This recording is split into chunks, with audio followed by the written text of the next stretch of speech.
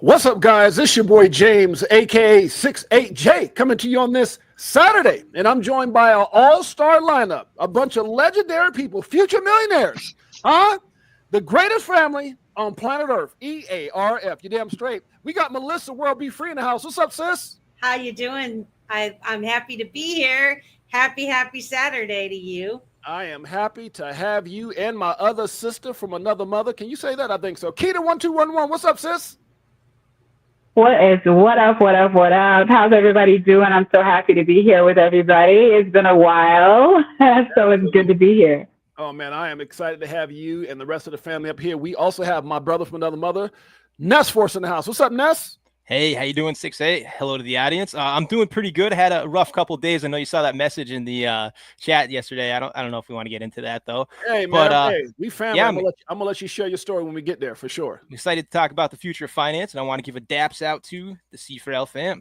Yes, sir, the one and only. And my man, I definitely appreciate you. It was last minute, but he stepped up. He said, Jay, I was damn near busy, Jay, but you know what? I'm gonna do that for you and the Crypto Fly family. Shouts out to my man, Camo Joe. What's up, Camo Joe?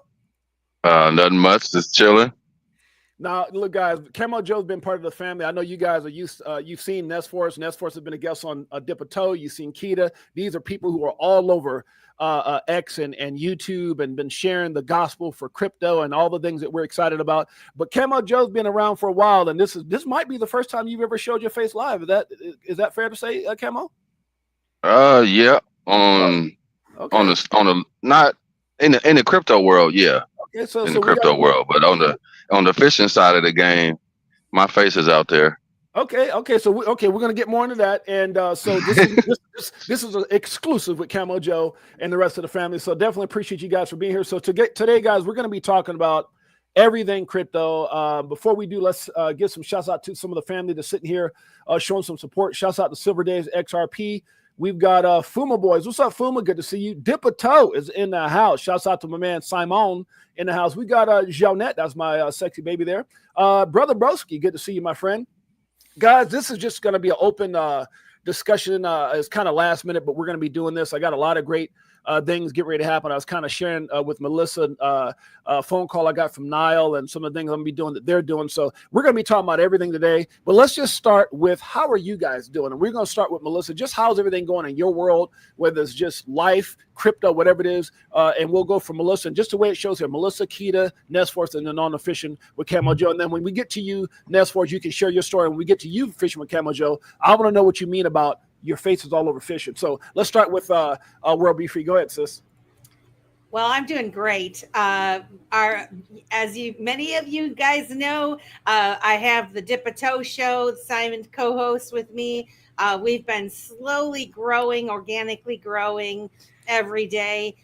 We've had some fantastic guests on the show.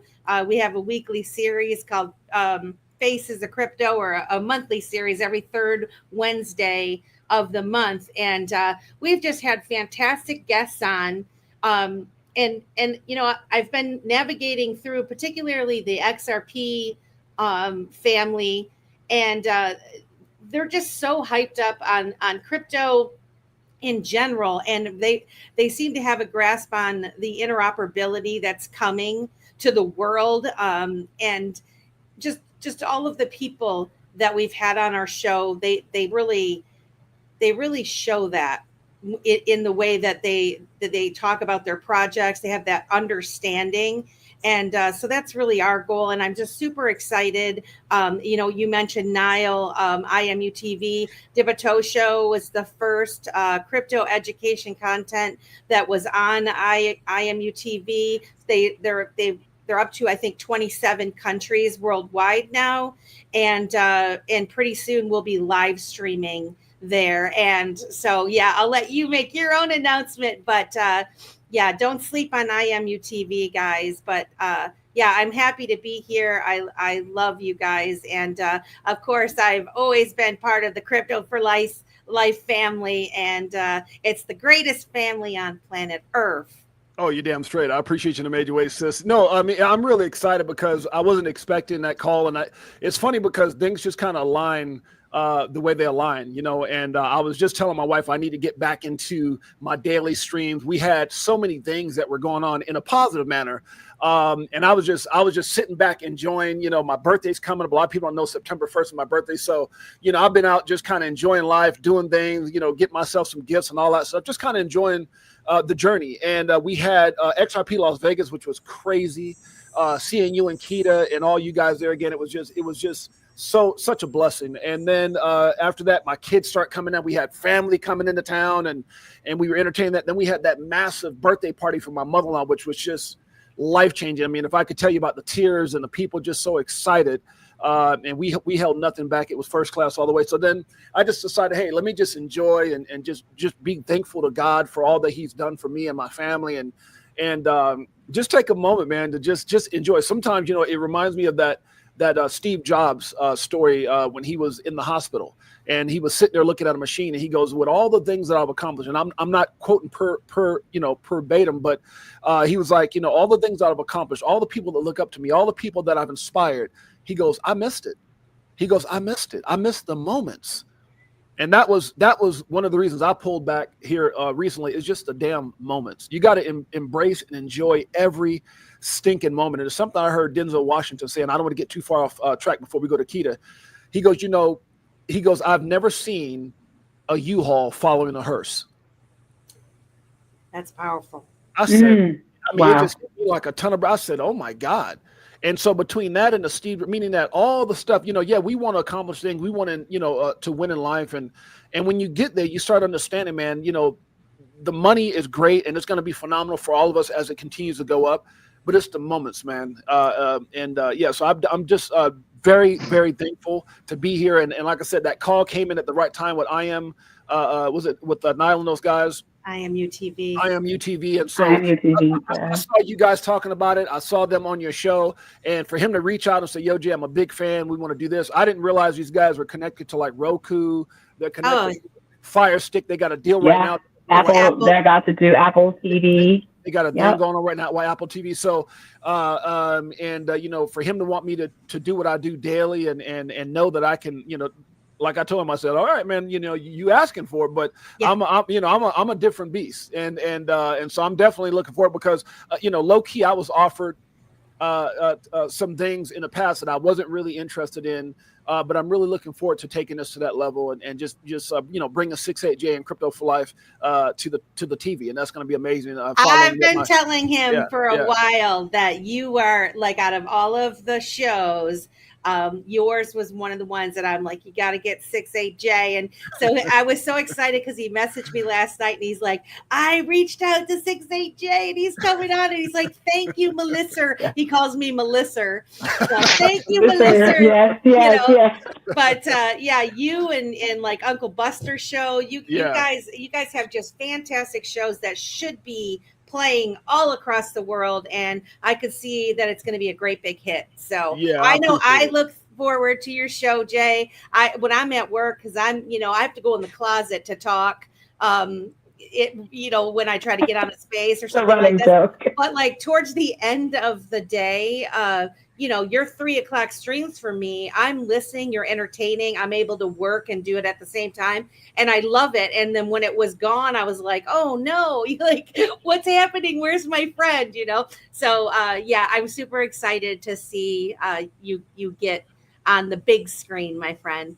I appreciate it. And, it's funny because you never know the impact that you have on people. When I have abs and I have, certain people in the community reaching out, yo, Jay, what's going on? Are you good? Or, you going, so, and, Mike O, who's one of my best friends who's here now, hey man, you're going live. So it's incredible how we inspire people, and to be able to do that on a national scale is going to be incredible. So I'm really looking forward to that.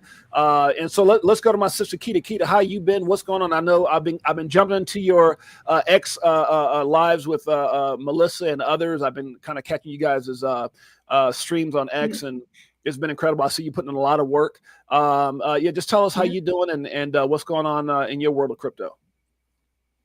Oh, well, lots has been going on in IRL as well as online, on X, and just in this cryptocurrency and digital asset space.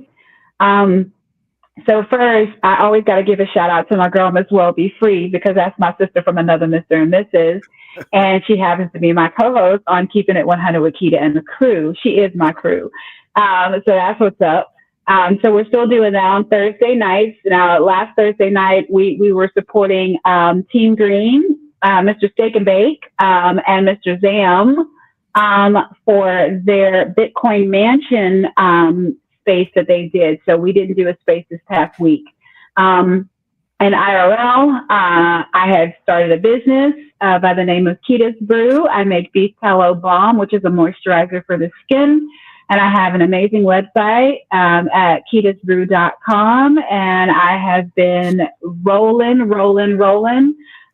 Lots of new partnerships. And what I've been I know Melissa has been doing this as well because she's been dipping her toe for a while. But what I've been doing is just learning more about what's happening on the XRPL, right? Everybody talks about XRP, the coin. They talk about what it's going to do for the financial system. But the beauty of it is there's a whole nother side, which is what's happening on the XRPL and what's being built there. The actual either projects, NFTs, memes, and they have utility, right? And then on top of it, we need to understand this whole decentralized finance world, or DeFi, if we are going to be in this space, and we are what are going to be called the pioneers. Right. So, people are coming to us to get an understanding of what's happening in this ecosystem. And if you don't know, you're going to get lost in the shuffle. So it's kind of our mission to be able to bring that information forth so that people kind of get an idea of what's happening just across the ecosystem, the collaborations that are happening, just also the vibe, right? Because the XRPL community is a beast. And when I tell you, I'm so excited about the people that I've met, the connections that have happened, especially, and I hadn't been in it until Las Vegas. Like, went to Las Vegas and it was like a whole new world opened up. And you can't get into that world unless you're present, unless you're there, unless you're able to make those connections, whether that's in real life, online, but it's even better when it's in real life because you get a real read on people as opposed to it just being online. So that's kind of what's been happening with me. Family is important. In me having Keita's Brew can be anything. Right now it's with beef tallow bomb, but who knows? It might just be some beer later. It might be some coffee, might be some wine, you name it. It's coming, and your girl plays no games. So let's go. No, I love what you said. And shouts out to Fuma Boys. Shouts out to Big Bro 10. Shouts out to all you guys that are there. No, I'm with you, Keita. Marlon Goodman, Optimistic Prime, our sister, is in the house. Trust me, I'm looking forward to having her on our weekly shows again as we start doing this particular show here weekly. We'll have different people on. I'll also get back in the ladies' night and a lot of other things just happening. But Keita, you brought up a really good point. And I think that's one of the things that I took away from each and every XRP Las Vegas. A lot of people try to figure out what's the value of going, right? A lot of the stuff that is being mentioned on stage, sometimes whether it's Brad Kimes, which is my brother, or DAI and those guys out there with Brad Garlandhouse, they share some special things on stage at the XRP Las Vegas event. World Be Free, Melissa has her event that she does with Alan and those guys, phenomenal on Thursday. And then obviously we have our event. But the one thing that if you ask me what's the biggest takeaway is what Keita just said, and that is meeting your family, being in front of your family. That right there is priceless. There's nothing that you can really explain. And I don't want to sound all cliche, but it really is something when you meet people who are like-minded, that you care about, that care about you, authentic, and you get to meet them for the first time. And every year just gets better and better for me. So, and I think we had a pretty special event in in Las Vegas, and it was we just had a blast. It was to me, it was just incredible. It was an amazing blessing for sure. Nesforce, let's go to you, my brother. What's going on in your world, man? Crypto and otherwise. So still pretty active with the podcast, Chart the Course podcast over on X. We're really short on man hours, but we have a ton of great ideas, partnerships with everybody. We're really big on cross community, cross collaboration, etc. So we got some stuff brewing there, but I definitely can't announce anything. We got something we're going to talk about in our meeting later today that hopefully will work out, some educational products, maybe some subscription services that we're going to be coming out with. But again, I have no idea for sure. Still speculative. We have I don't mean to cut you off. Before you get into anything else, what is your role with Chart the Course? Can you kind of go through that a little bit? Because I don't know if everybody's kind of aware of what you guys do over there. So I host and produce. I do a little bit of everything over there. Take multiple roles because we switch off who will host depending on schedules, etc. So I do different roles depending on what is necessary for that particular episode, right? Sometimes I'll do, the ad hoc that you just saw, something like that. Okay. But yeah, usually it's hosting and producing, some background stuff. We do a lot of backstage with various project leaders, and again, really emphasizing on that cross community, cross collaboration mindset. Just trying to get people to talk to each other and build, solve problems. That's what I love about this industry. Yeah, absolutely. I mean, think about how we're all connected, and it's because of crypto, man. You gotta love it. Yeah, I never would have met you. And I want to keep with you, but isn't it crazy, guys? Sometimes, and I say this all the time, and I don't know if people feel that we're just saying this to be saying it, but it's crazy how the people that we love and care about, or just people in our life, people that we've known for years and years, we can't connect with. They can't connect with us. They can't hear anything we're saying. They don't believe anything we're saying. They just see that we're excited. They see some of our lives have changed and will continue to change. And I think that's going to be that real aha moment for a lot of people who are in our lives when they start seeing you guys who are, become millionaires and become extremely successful. But it's crazy. I think that's the part that I love about going live and connecting with Melissa and connecting with Keita and connecting with all you guys, is that it's family that actually understands and gets, what we're a part of. And I think that's something that we're able to get from each other that we can't get from the people sometimes that we're closest to. Yeah. Go ahead, Ness. Yeah. Definitely. Yeah. Go ahead, Ness. So yeah, as far as my personal life, I know I left that message in the chat yesterday. You saw. I saw that. Yeah. I'll try to give you the short version. I don't want to go into too much detail, but yeah, I had a roommate who's now out of the house because of what happened. Wow. Had a pretty bad drug issue. And man. It was a Dr. Jekyll and Mr. Hyde situation where, you know who the normal person is. They're decent. But Right. when the substance comes into play, they are violent, et cetera, et cetera. So we had a pretty rough couple of days dealing with the police and going to court, et cetera. Very peaceful around here now, though. So it's a relief. And I got to say, I missed you, 6'8". When I hopped into the stream yesterday, by the end of the stream, I always feel great. So that really segued me into like, okay, this is just about over with. I'm talking with the C4L fam. Now I can relax a little bit. So I'm actually feeling great. Yeah, I appreciate that, man. It means the world hearing that from you guys. Melissa, goes above and beyond just the cameras. Reached out, hey, brother, you okay? What's going on with you? Abs, Mickle, that both they told me, your show's one of my favorite shows. I'm like, what? So it's just crazy. You never know the impact you have on people. And so I just appreciate you, man, for saying, and appreciate Melissa for reaching out to me a couple of days ago and saying, 6'8", what's going on, bro? So I definitely appreciate that. But let's go into and here's what I'm gonna say about your situation, man. I'm glad that situation's over. It's sometimes that negative energy, man, can be like cancer. You just got to get rid of it, and it's hard to function. It's hard to move forward when you got that type of stuff going on. And one of the things I always want to remind people, man, whatever you're going through in life, just know that success isn't just a shot up. There's so many things that right now. One of the things that my wife is dealing with is my nephew. You guys have heard the story about the 14-year-old lost his arm they had to amputate his arm at 11.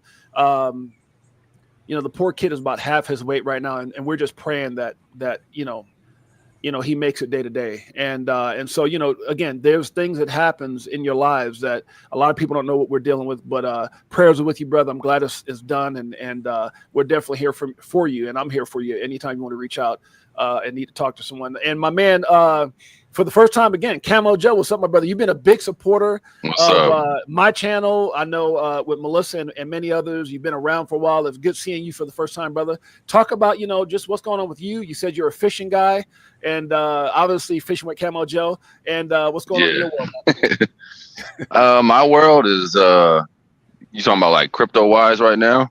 Crypto. Well, You said you've been on the scene with fishing. You can go through any of that, or what you're excited about, whatever, and then we'll get into we're done. We'll get into everything crypto just after you're done. oh well, fishing wise, yeah, I have a fishing channel. It's called Fishing with Camo Joe, and I also make my own lures and stuff. Hand tied jigs. And I wouldn't say like my face is all over the fishing world, but I've been on a couple live streams and joined a couple other people, like small channels, to help them, grow their audience and stuff like that. Oh wow! So are you would it be safe to say you're a professional fisherman? No, Okay, not at all. it's something that you're just extremely passionate about. I've been fishing since I was 3. My dad took me, a long time ago, and it's just something about it, Wow. Well, they say the tug is our drug. Like fighting the fish, yeah. I got a lot of friends who are bona fide fishermen. I mean, I'm talking about guys who, they get up, at wee hours in the morning and sit there and fish for like 10 hours, 8-hour days. And it's just crazy. I remember. That's me. That's you. Okay. I did that one with my dad when I was younger, but it's been years. I mean, decades since I've been fishing like that. So I can see right here on your YouTube channel, we're showing that live. So you guys want to go check out, if you're interested in fishing, you want to connect with Fishing with Camo Joe, go over and subscribe. I'm doing it right now live. I'd actually just subscribe to your channel, brother. And man, thanks. Yeah, you're welcome. Make sure you guys go over there and support my man. But yeah, continue on. Well, yeah. Well, since you just subscribed, that's going to make me get out there and make some new content, because after I got into crypto, it was in 21. I bought the top. First thing I bought was Shiba. Okay. And then XRP. But yeah, my personal life and all that is kind of put on hold for trying to, create this generational wealth that's coming, Right. So yeah, that's the type of hold that this has on me. Like, I don't even go fishing that much, because any extra money that I have, I'm trying to stack it, and put it into these digital assets. That's right. And I think that's what's so amazing, man, is I love, we all have different stories, right? But what I just heard from you is the level of commitment and focus that you have right now on winning and making sure that your life is forever changed. And I think that's the opportunity. I don't understand. And I'm going to open this up now to everybody. Just talk about, and I know we've talked about this before, but it still behooves me to this day, all you guys, that I have family and friends out there that still don't quite grasp the importance of what we're going through right now in this moment. Like this is a moment. I don't know if we'll ever have a moment like this. I mean, we always heard about people who got into Amazon. And I'm be honest with you, I was a business owner, and back then they were talking about Kindles and books. I didn't want to hear, because I wasn't a big reader like that. I listened to like audio tapes, but I wasn't a big, my friends were like, you need to invest in Amazon. You need to invest. And I'm just like, man, I don't really, but you hear those stories of people who got into, certain things, got into the internet early. My parents didn't have that kind of money to get in the internet back in the, whenever that came out and stuff like that. So just talk about the moment and the importance of grasping this moment. I'm gonna open that up to all you guys. Well, this is the greatest opportunity of the lifetime for those that have eyes to see, right? And when I first started learning about all of this, I was super excited, and I'm like Jojo the circus boy, trying to get everybody to join me and listen to what I'm saying. Guys, you got to, and you can't give people your oil, right? You can't give them what you know, and you just can't. You can't force it. And so what I realized over time, they just were tuning me out anyway, and then downright avoiding me at all costs. Don't make eye contact. And so I really had to revisit what I was doing. And what I've decided, and yes, it's very unfortunate, I just don't push them any longer. And when I'm at family events and stuff, I might have a small conversation with someone. But if they're not interested, they're not interested. I'm going to do me. And so what I've decided is, when I created the VTHO show and, got on Twitter and, started meeting everybody, I realized there are people out there that are ready to receive this information. Those are the people I want to help. And, if somebody that are close to me, the ones that are close to me that didn't listen, I might have started them a little baby bag, and hopefully, and the amount that I could buy them now, it's going to take probably 20, 30 years for them, but they'll have a little bag of something. But yeah, you can't give people your oil. They have to want to evolve, and it's just like everything else. Yeah. But with shows like this, VTHO and Kita's and Chart the Course and all of that, we're documenting our journeys. And so hopefully people can look back and hear some of the conversations. And if I inspire just one person to dip their toe and look into the crypto, it doesn't matter which chain, it doesn't matter, just get involved. But yeah, it is pretty frustrating to not have your family take you seriously.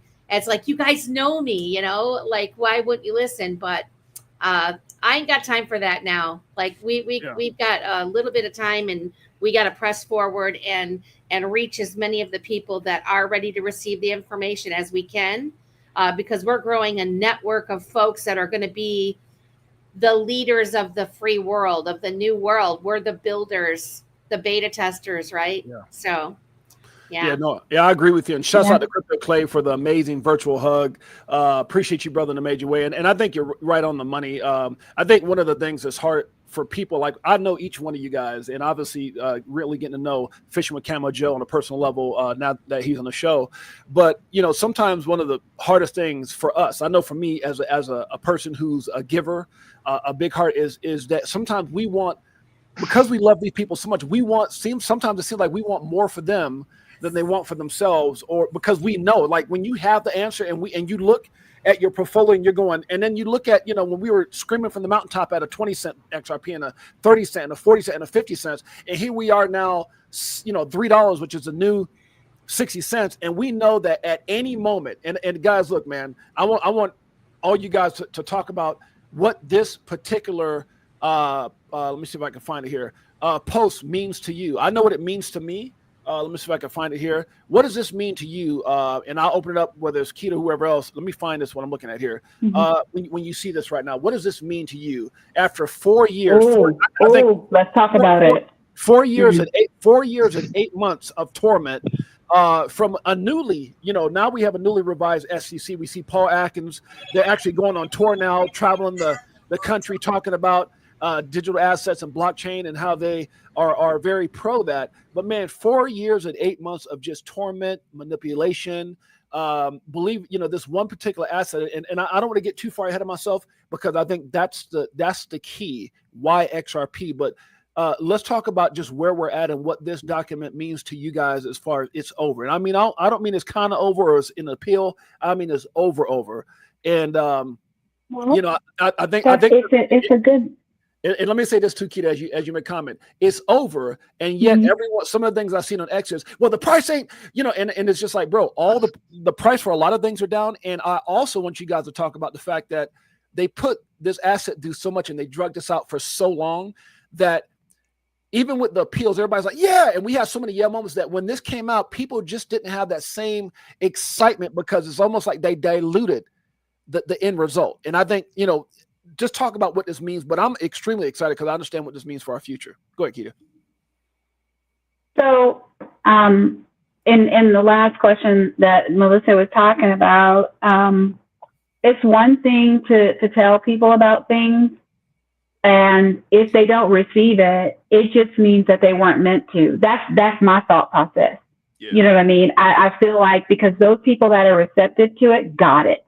You know what I'm saying? They got it. They're moving on it. They're moving forward with it, right? Those people that don't, because I have a feeling that there's going to be two classes of people: the people that have digital assets and cryptocurrencies, and those that don't.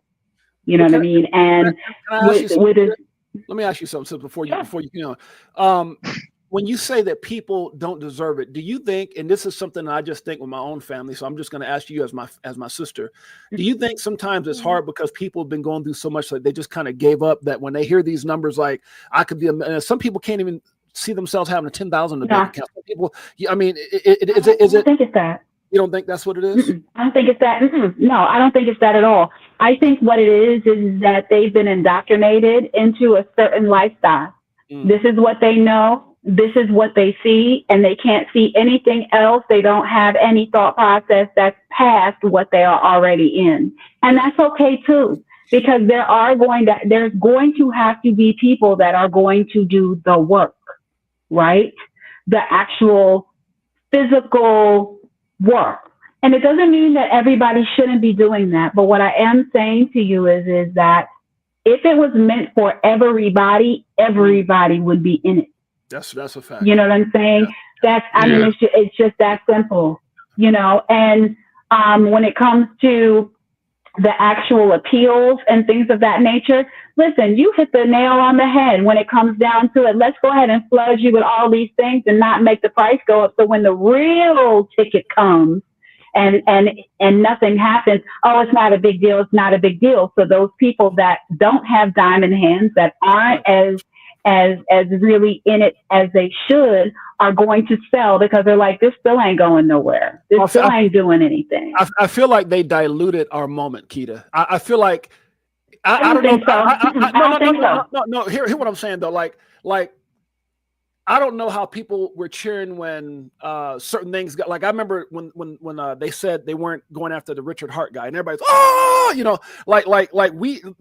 there were moments where we got all excited because this was getting ready to happen, and then it was like, you know, this is put off. Well, Judge Annalisa Torres still has to do this. Oh, there's an appeal, but, and it was so many buts that when he finally got this letter drop that I was showing right here, is like people were just like, okay, like. I don't know. I don't know what I'm trying to say. Do you guys understand what I'm saying? I do understand what you're saying. But the thing is just this, though.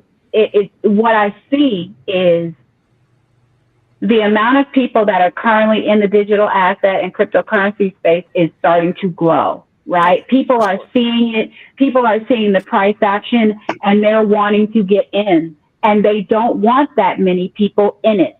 They don't. Right. There's no way they would want that many people in it, right? So they have to dilute it. They have to pull back, because if people actually got a chance to take a look at that white paper and actually look and see what the utility is of XRP, what the utility is of the XRPL, what it can and can't do, the price of it in the process, and how quickly that it's done. Are you kidding? It's a no-brainer.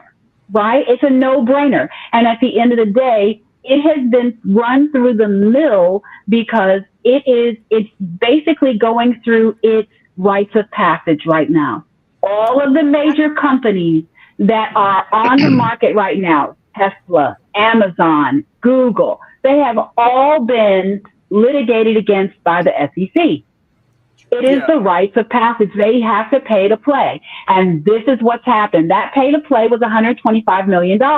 Right. No, I definitely understand that. I think what my mindset, and maybe someone else, maybe you guys don't agree, but I just think that they try to take our moment. And I mean, they can't stop what's happening. Everything you're saying is absolutely, sure. I'm trying to say, what I'm saying is like that moment where everybody's like, yeah, it's, you know, like they just kept dragging it. It's almost like when you watch these guys do these interviews on CNBC or these news channels, and they'll put in the background on the chart, they'll put Bitcoin, Ethereum, and Litecoin, and I'm like, wait a minute, Litecoin's number 19. Like, what are you like? You know what I'm saying? They continue to and when they do, they'll have. I've seen guys say, oh, and instead of saying XRP, they'll show a chart and they go, and Ripple coin is what? They cannot.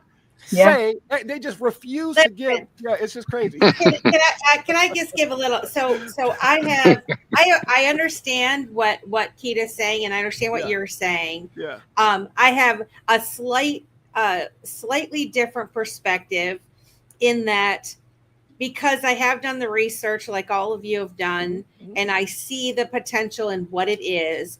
And when you zoom out and you look at the financial system as a whole, and you understand that we are transitioning over to a new system, it is responsible, because when you figure out that everything is connected, it's like a big Jenga, right? If you're going to flow, the flow of money is going to come from somewhere.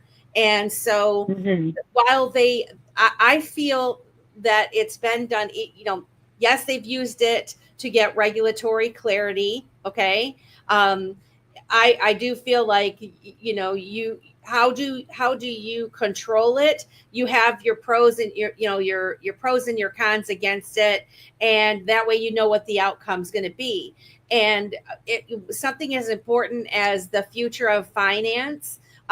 And then it's not just XRP. There's a whole bunch of them that aren't being talked about yet. The ones that are talked about the loudest, are the ones that are popular. But they do give hints, and they are very quiet, and they do say the wrong name. Why? Because I don't think it's necessarily the fact that they don't want the little guy to get in. I used to think that. I did. I really used to think that. What I think it is that, these things have to be handled responsibly, and with getting people in, if they did before it was ready. First of all, before it was ready, handling the volume of the traffic, it's like growing a business. You don't want to grow too fast, because you want to be able to handle the traffic, the customer service aspects of it, the messaging, the training of the staff, the yada yada yada. All of these things had to be done in the background, while this whole new system is implemented. So I think if we just look at it as a positive way, and we realize those that have eyes to see, like you said, Keita, if you're seeing it, you're meant to see it, right? Because we're the seekers. We're the ones that are giving this our attention and try and saying, like, we're going to get the leg up because we see it. Right. And the ones that aren't, the little guys, this is not even on their radar. They're so indoctrinated not a bit with the television that they're not. And I agree with you. I agree with you wholeheartedly. I just think we have to, sometimes everything. I think we're all saying the right thing. I think we're all saying the right thing. I just think we have to go back and remember that this 4-year and 8-month lawsuit was not about XRP being a security. It was not. And the more you talk to like Jimmy Valleys, your Linda P. Jones, your Zach Rectors, your Jake Clavers, these very brilliant minds in this space. Look, the banking cartels, they knew what Ripple had. They knew what XRP. This is bigger than just is XRP a security. That's a fact, because there's a lot of other things that could have operated that looked very similar. They didn't go after, but they did do that with Ripple and XRP. So I just So I'm not saying that I do think there's some manipulation. There's some things that. But hey, we're in a different space right now. We're going to talk more about where we're going instead of all those things. But I also want to hear the perspectives from Nest Force and Fishing with Camo Joe. I'll shoot on this one. So, I think we all suffer from comparing the old system, your fiat, etc. Even us, the people who are the ones that are way ahead of the curve, comparing fiat to what currently is and what's coming. Right. There's going to be a day where these people who, look down upon crypto or want nothing to do with it, they're going to have no choice but to interact with it. Fiat is not going to exist, right? I mean, imagine a day where you're comparing the price of XRP, not, it's going to be $10,000, it's going to be $60,000. We're going to compare it to gold, because there will be no fiat. Maybe, it'll be in 50 years, whatever. But trying to see that far ahead, we're comparing, 1 to 5 days on a Swift transaction to 2 seconds. So let's say we're walking somewhere and it takes us 5 days. Overdue. Right. All of a sudden we have the button from Star Trek and you can teleport there in 2 seconds. What that's going to do to the financial industry is unprecedented. We don't know what's going to happen. I mean, is the transaction volume going to go from 5 trillion a day to, what they do in a year, because everything's so quick and accessible? We just don't know. But the monumental shift is almost impossible to calculate, because, again, it's like comparing walking to having the teleportation system from Star Trek. Like, what is this?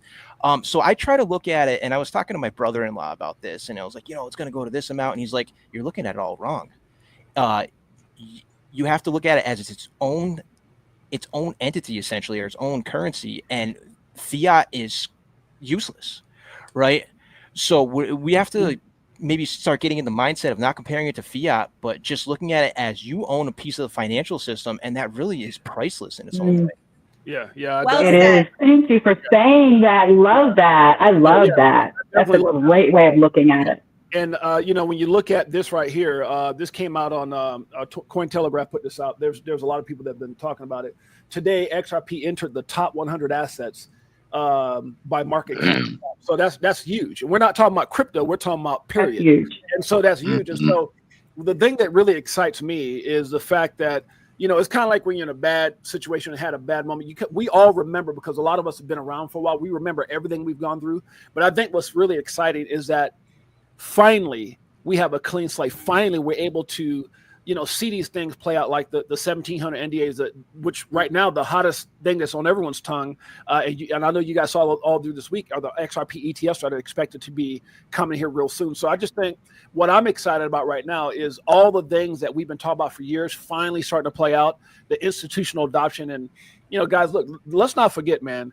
Trump is a lot of things, but I'm not here to talk about politics. But when that guy went up on Truth Social and put XRP, ADA, and Solana before he put Bitcoin and Ethereum, I put this post a while back. My mom always said that the first thing that comes out your mouth is typically the truth. Yep. And so for him to come out there and put XRP at the forefront, for Brad to be sitting on the right side of Trump's team at the crypto summit at the White House, for Brad to be speaking at the Senate hearing, and all these things that you're seeing, this event is getting ready to come up here where he'll be talking with Paul Atkins and others, Hester Pierce.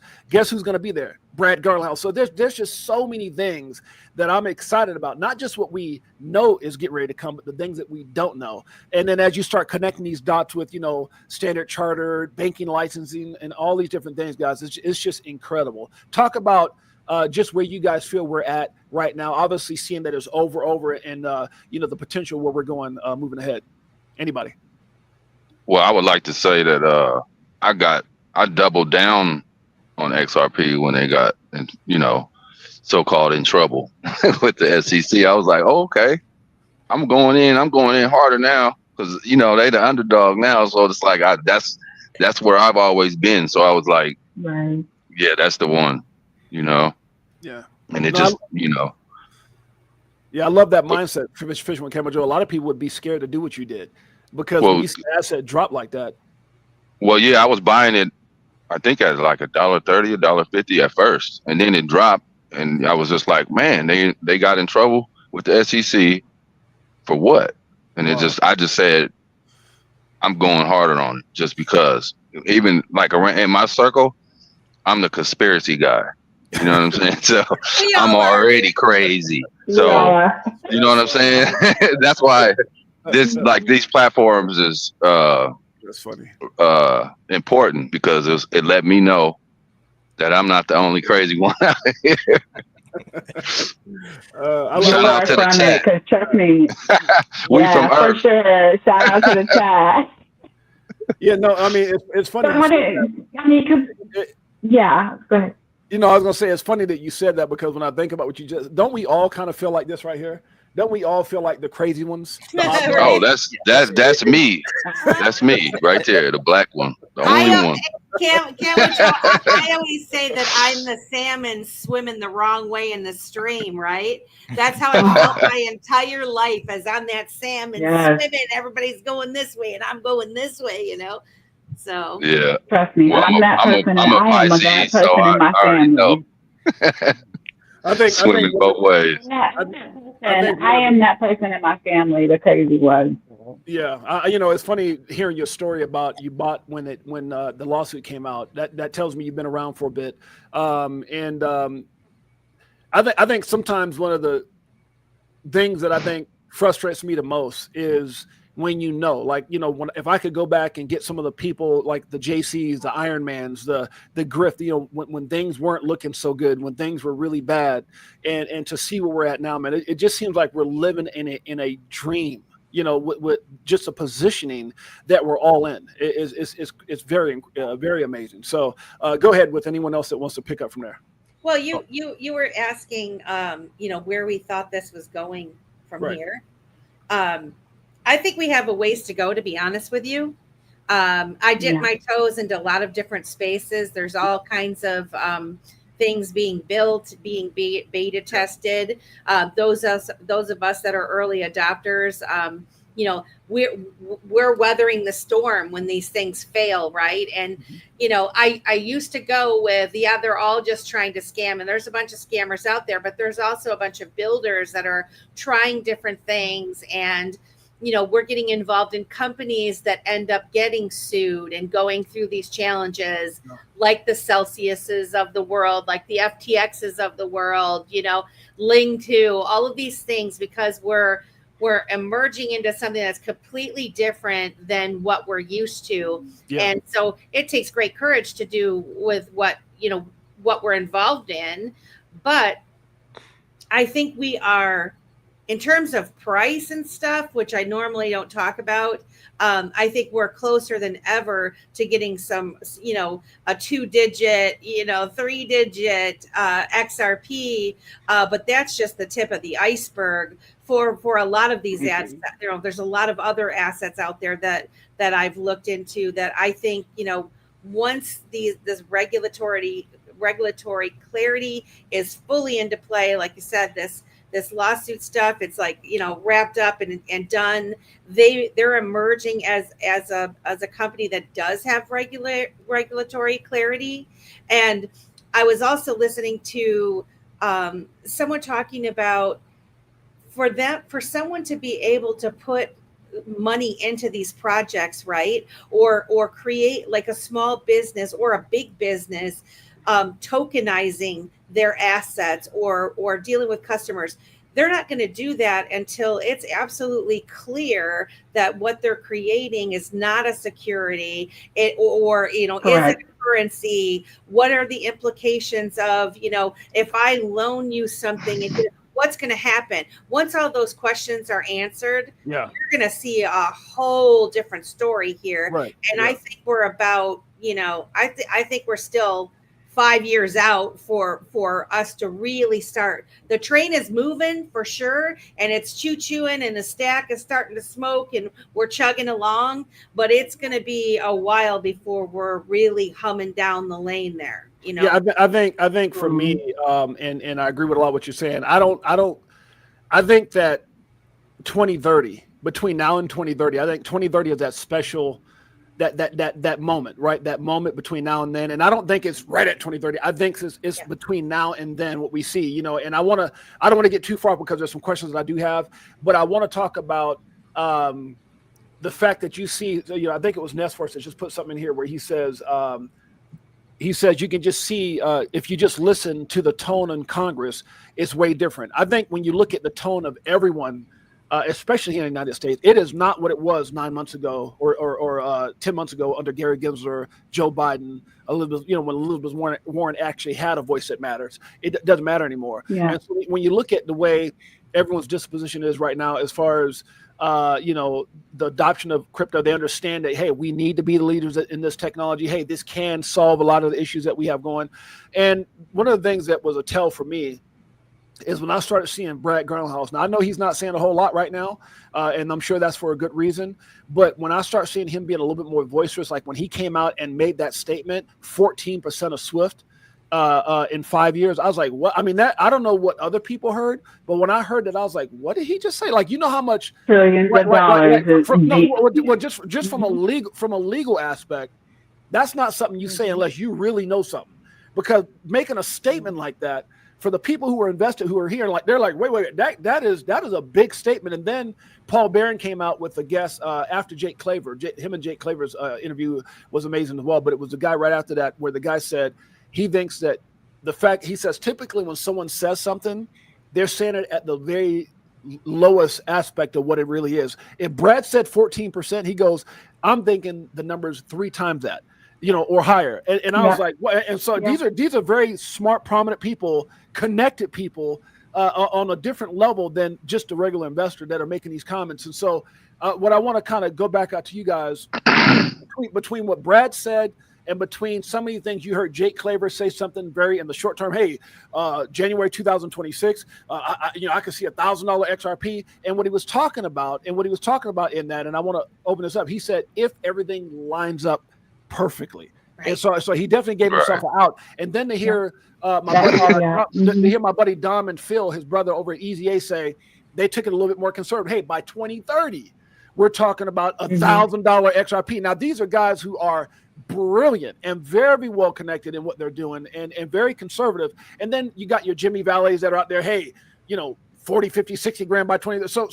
But when you hear those numbers, it doesn't sound so crazy when you go back and you go back to what Brad said, 14% conservatively of Swift. What? So I want you guys to just kind of chime in with where your thoughts are at. And then we're not talking about price prediction, but just the fact that those things are being said, it is really exciting to think about where we could be between now and 2030. And I remember one person even saying this real quick.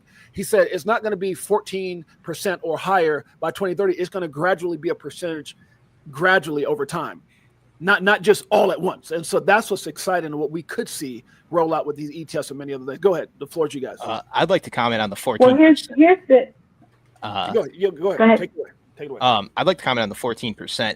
Now, I think what they're doing there is they're under promising and expecting to over deliver, because when you have a product that's that superior, all your competitors are going to look at the people who are using that and go, well, they're destroying us. We have no choice but to switch over as fast as possible, or we're failing as a business model. Yeah. So even getting your foot in the door with that 1%, everyone else is going to look at that 1% of banks that are using it for cross-border and go, we have no choice but to adopt this as fast as possible. Right. So I personally, I don't think it's going to be slow. I think the results are going to speak for themselves, and all the big banks are going to go, we don't have a choice. We have to convert to this, and it's going to be lightning fast.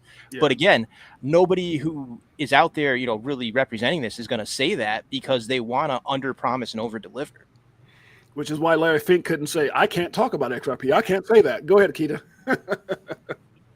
I think in this, you know what I mean? There's so many things that we just don't have the information on, that they aren't going to give to us. And that's okay.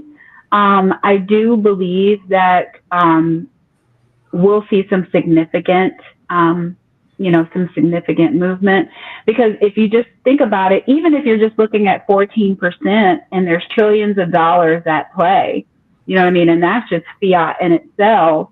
When it comes down to it, getting that type of a share, just like what Nestor said, and getting it and being able to over deliver, right? Just by way of speed, by way of efficiency and transparency in on the XRPL and across the board with the ecosystem, and what people are now, or what institutions and financial institutions are now going to have to live up to when it comes to the ISO 222 messaging standard, as well as being able to actually resolve or finish those transactions.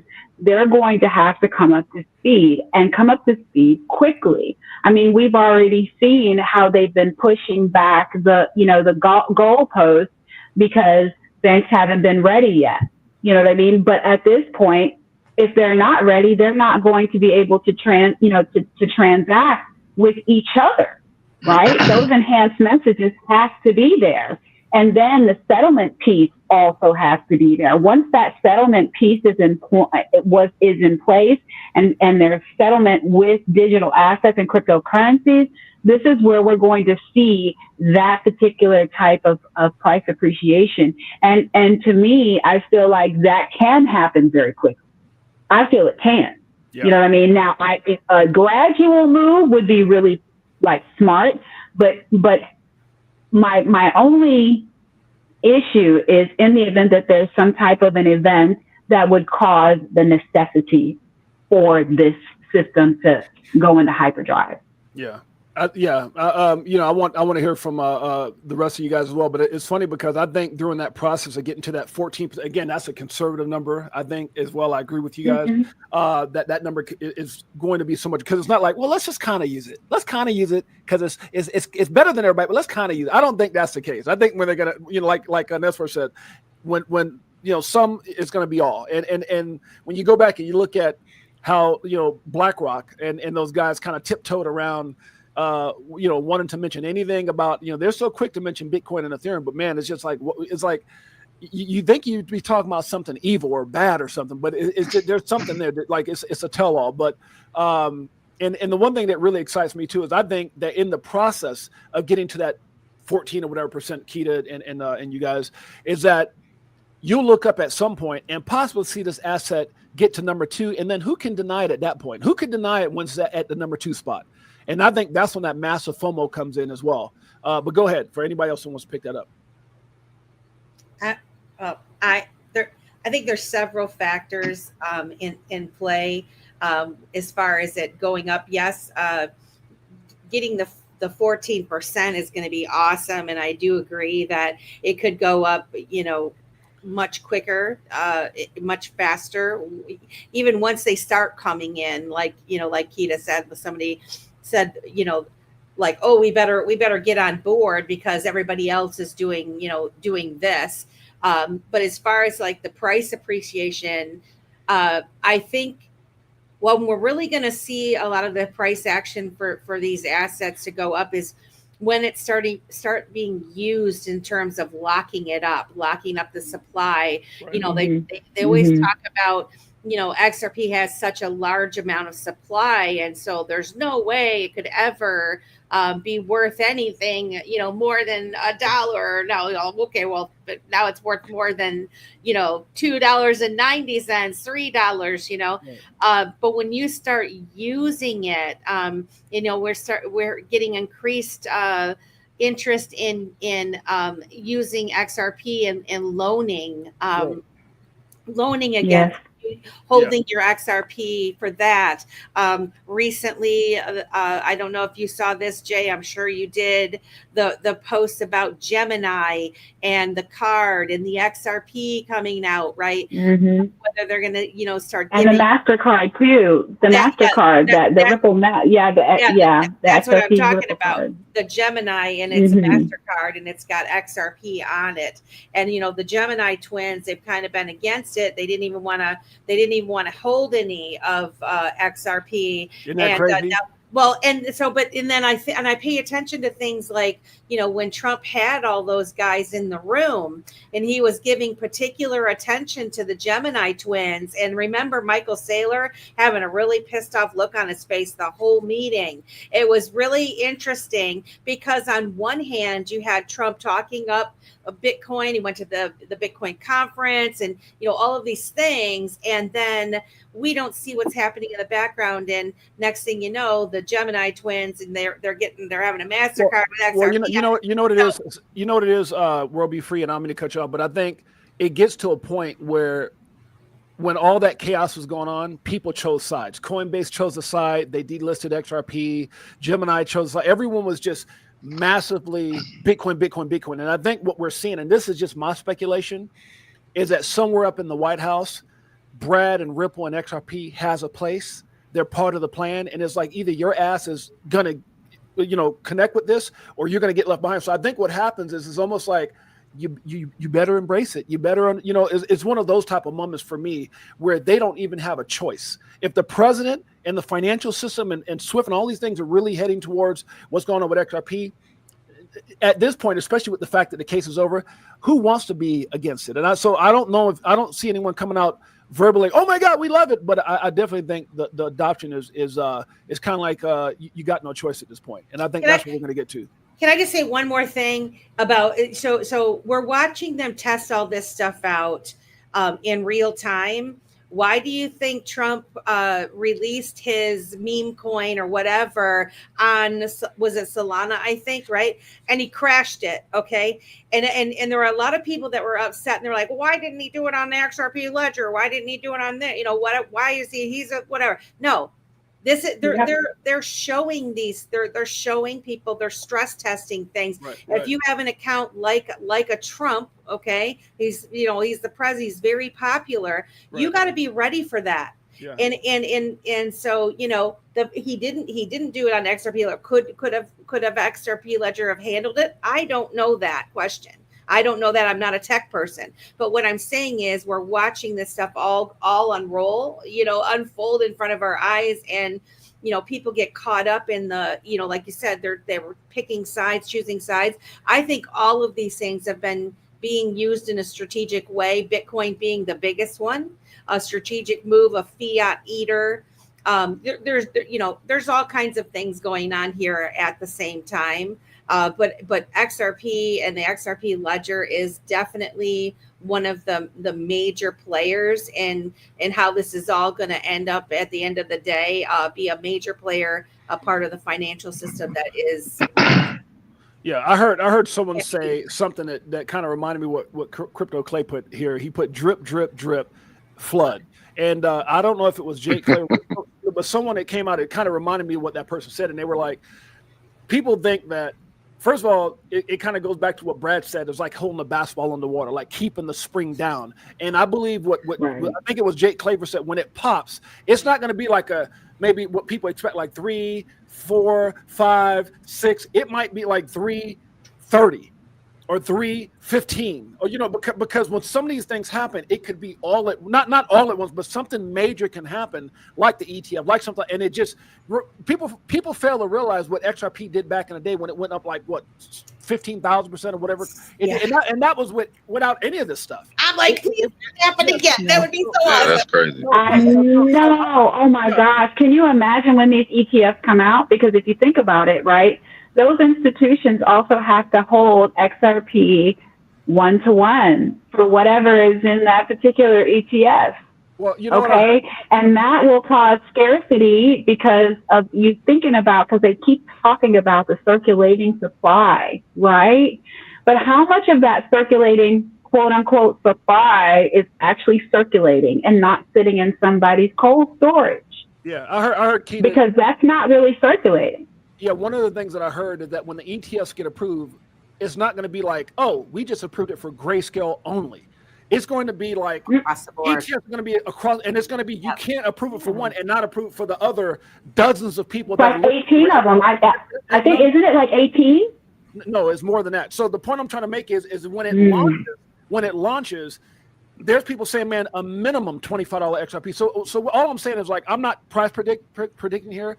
All I'm saying is, if that happens, that could definitely be something that, again, thinking about what it did 15,000% back in the day, from pennies to $3 and some cents. If that happened again, if you just took what it did and bring it over to today's price at $3, I mean, does anybody understand cents? $3 and some cents? I mean, it could be phenomenal. The thing is, Jay, like I was thinking the other day, it's like, if people had $100,000 in savings, and they even took out half and put it into, say, XRP, if they could have at one point they could have got 100,000 when it was at 50 cents, right?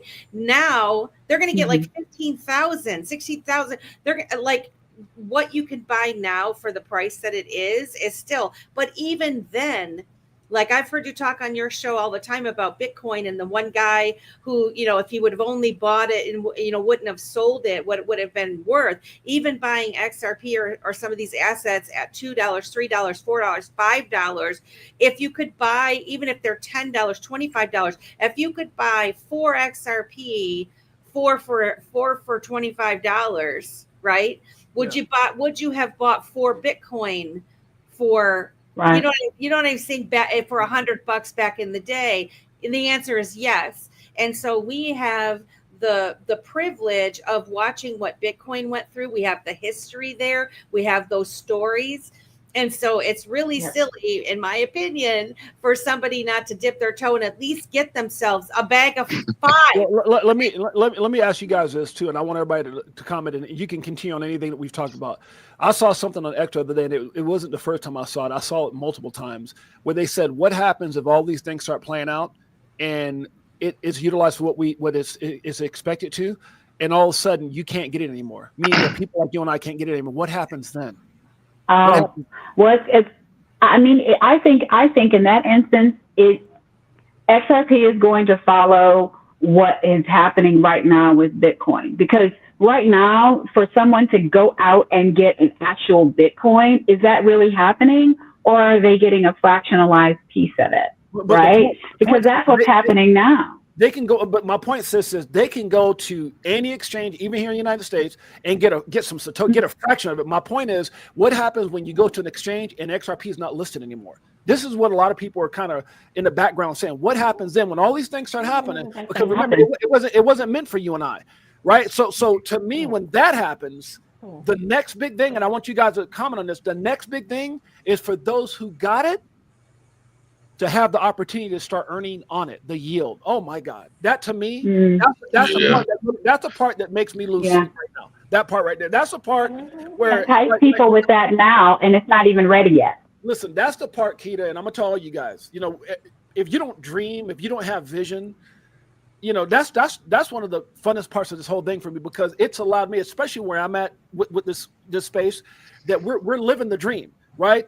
But the thing that keeps me and my wife sometimes having these long conversations till I damn near fall asleep is the potential of that yield. Can you imagine if all those things start coming together where you can't even get it anymore? And then what we have is so valuable. I mean, think about the people you've been telling, because I have people to this day that is, Jay, so you said it's XRP, right? And I'm like, damn it, I told you that at 20 cents. You're telling me, you ask me now at $3?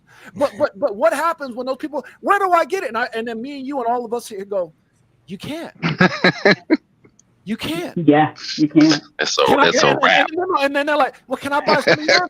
No, can I buy some of yours? Hell no, I'm earning yield.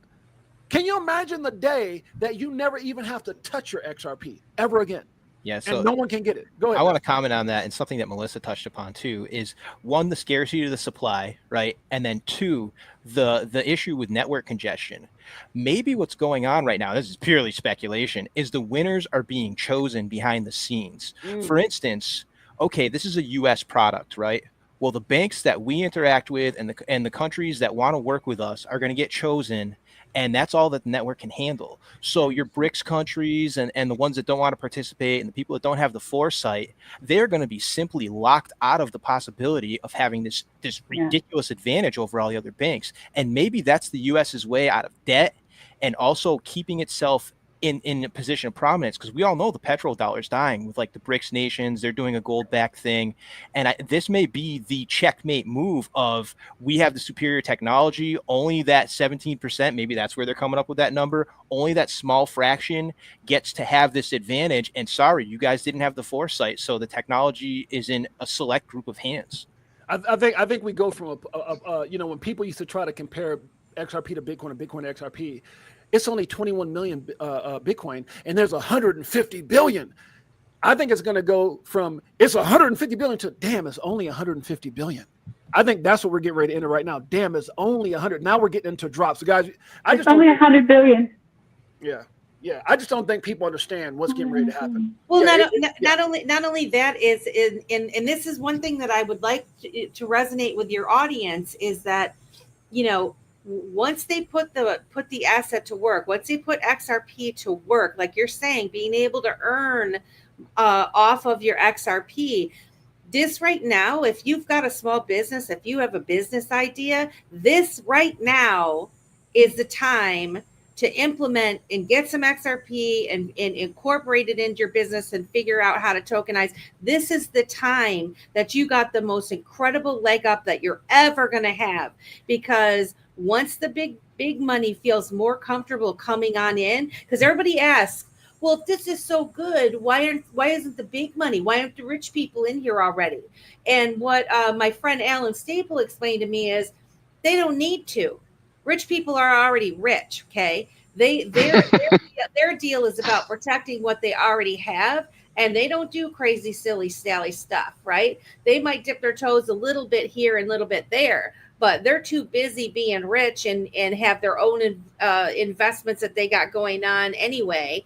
So they're going to come in. They're going to come in when it's they know they're not going to lose their investment at coming in. Right? And there's some people, sis. You brought up a name, and I'm not going to repeat the name you brought up, but there's some people in that circle that I have personal conversations with, and I'm not going to name names because I don't name drop, but I know somebody related to somebody in that circle, two people, and you know who I'm talking about. One guy's brother, and that's all I'm going to say, I'm not going to say no names, invested $50 million in XRP at 50 cents, and his friend put 125 million. You don't think rich people get it? Yeah, No. I'm just saying, you're right, some of them, but for the people who really get it, I mean, think about that. Somebody worked their ass off to get $100 million. They put it in at 50 cents. It's at it goes to 350. You can't do that in real estate. You can't do that in nothing. I'm sorry. And so, this is, man, it's when the rich really get it, sis, they're gonna be gobbling up XRP at $10, $20, $50. Because remember, I don't need to cut you up, but Michael Saylor said we wouldn't even touch Bitcoin until it was 25,000. Right. So think about the people who see that value right now at 10, 20, 30, 40, $50, $100. Because so what I will say is this: rich people, most of them, they're not manning their own money, right? They rely on all these other people and whatnot. So the people that you're talking about, why? Because they know the person that we know. Okay, that's educated them, inspired them. They educate themselves on it. They took the next step to educate themselves. No, I agree. And that's what it is. Yeah. But you're right. Like what Michael Saylor said, they're not coming in until 25,000, and that's a real thing. So what I'm just saying is, all of us little guys that want to have some kind of a business, they want to get in and be able to use XRP in the future to fund your business, right? Like to take a loan against it and all of these types of things. Same kind of story with Bitcoin. People will say the same thing with Bitcoin now. They're using it. They can do all these things. You're going to be able to do the same thing with XRP. And you're not going to be able to do it when it's 25,000 a coin. Yeah. Right? Yeah. I want to say this. I think one of the things that's really exciting, and I'm gonna take a pause because I want to come out with a little crypto tales, and we're gonna take a pause to get the mood going. But I think one of the things that's exciting to all those that are listening, to all who will listen, to all those that are here. There's people in your life that you looked at that done some incredible things. I mean, they might be movie stars, they might be athletes, they might be great investors, and these guys have made 10, 20, 30, 40, 50 million, and right now they are in the spotlight. The crazy thing about it is you're doing things right now that some of us are going to surpass those people because they're going to come to the table late. And so I'm just here to say, man, congratulations. And it's not about, a competition, nothing like that, but it's just the fact that we're sitting in an opportunity right now that you guys are going to be legends because of how you position yourself today. And with that being said, guys, we're going to take a pause and say, crypto for life, Chicago Coin, XRP Army, greatest family on planet Earth, EARF. Damn it, this is for you. Woo! This one, does it like it is. Got them switching gears with Ferrari with the 10s. On some bullet shit, stop crying, start buying, getting bags. I ain't lying. Money multiplying, call it rocket science. I'm so tired of this crypto control. You already know, basically letting money go. Swimming in the dough as you see gets exposed. Tomorrow's the day we gon' blow. Greatest family on planet Earth, EARF. Appreciate you guys a major way. Let's keep it going. So guys, let me ask you this. There's a lot we're going to still talk about, a lot we can't talk about. I want you guys to kind of go into some areas that maybe you want to talk about. Let's just talk about. I'm like, I don't know if you guys ever seen, like, I'm black and Puerto Rican. I don't know if you ever seen a black and Puerto Rican guy with goosebumps. I got goosebumps right now in what I'm getting ready to say. How important or how special Keita, World Be Free, Camo Joe, and Nest Force is it that knowing that something like this, or that we're in a position right now that how important is yield? How important or how excited are you about yield? And I don't want to get into price, whatever, but what happens that day that we're looking at $100 XRP, which is just you're talking about, that's like 1%. That's 1% of things that even Joe Cass says, hey, it only has to be at least $10,000. So not 10%, which is about just 1%. Can you imagine the time? Just talk about each one of you guys. If you're excited, maybe you don't even care about yield, but if you're excited, just how amazing is that you'll never have to sell your. Think of a time where people can't get it no more. It starts taking off. Like, we're not talking about ETF, they've already come and gone. Now we're talking about other amazing things that Ripple had. Maybe at this point Ripple's got their own banking. Like, all these things are in place. Let's say half of it, and we're moving ahead. How excited are you about yield with XRP? And we'll start with anybody who wants to take that. Well, that's living the dream, right? Like, I mean, that would be amazing. Yeah. I mean, that's true I'm passive just income. yeah, I know. I've just kind of started daydreaming already. Like, No, I mean, I know it's coming, but Yeah, I'm trying to stay grounded, and I'm ready for whatever. I'm ready for it to, you know. But even the guy with the smallest bag, Camo Joe, right? The guy with the smallest bag, it gets to $100. You know, let's say that's I don't know, so many millions of dollars. You're earning 5% of that a year. You break that down by 12 months. You're earning, let's say, $25,000 a month, and that just continues. And here's what's so crazy: Melissa doesn't have to go out there and develop a skill. Keita doesn't have to go out there and sing like Britney, goddamn Whitney Houston. Nesforce doesn't have to have the. It's gonna double just because of your position. And so all of a sudden it goes from 100 to 200, and all of a sudden that 25,000 month becomes 50,000. And then it goes from 200 to 400, and that 50, it's like people can't even fathom. I'm telling you, I'm losing sleep right now. That's what I'm excited. I'm looking at it as reclaiming my time. Say again, I'm going to reclaim my time. I'm going to reclaim my time. My time. Yeah, because I feel like, I need that freedom, the freedom to be able to do what you want, how you want to do it, and when you want to do it. That's what I want. You know, I was bringing this up to somebody, and they were talking about, I brought the same thing. When you know what they said to me, Nesforce and Melissa, Camo, and Keita, they said, that's that Rockefeller money. That's that Hilton money. You know, like the Hilton, where can you imagine bringing in so much? And again, this is not, we're talking about what's happening, guys. The damn lawsuits. We could these dreams are starting to become a reality. So can you imagine the day that you're bringing in, you know, $100,000, $50,000, whatever it is, and then you can go out and you got kids, you got family. You say, you know what? I know you didn't. Maybe people who didn't see it, maybe people who are close to you, say, you know what? All of a sudden, you got $2,500 a month coming in every month for us. I mean, can you imagine what it can do to bless other people, to bless those that are around you? That's what I'm excited about. Not that it just changes my life, but it changes the people that I love and care about their lives. And to me, that is, oh my God, that's amazing. That excites me. I never thought that. Oh, sorry. I was gonna say, I think about foundational blocks, you know, building on that, like a solid level, you know, foundation to where anything is possible.